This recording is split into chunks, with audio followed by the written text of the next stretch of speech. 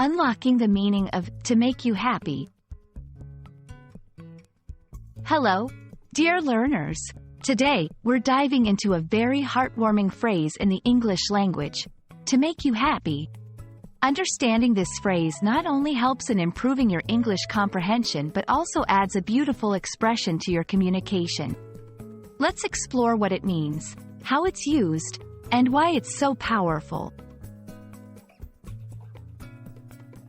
The phrase, to make you happy, refers to the action or effort taken by someone with the purpose of bringing joy, satisfaction, or happiness to another person.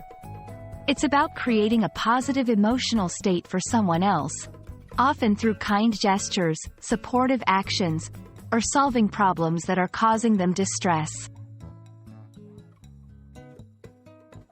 To understand how this phrase fits into everyday conversation and writing, let's look at some examples. I bought you these flowers to make you happy. He's always looking for ways to make you happy, like cooking your favorite meal. Knowing I can make you happy makes me happy too. These examples show that the phrase can be used in various contexts, from simple acts of kindness to expressing deeper emotional connections. Making someone happy goes beyond the surface level of pleasing them. It's about empathy and connection. When we say or do things to make others happy, it reinforces relationships, builds trust, and fosters a positive environment.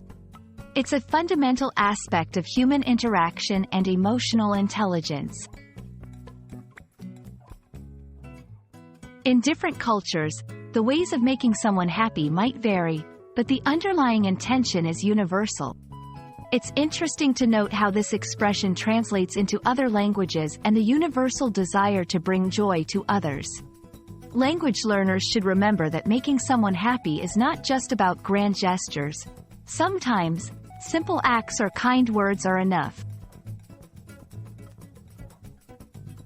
We hope this video has brought a little happiness to your day by helping you understand the phrase, to make you happy.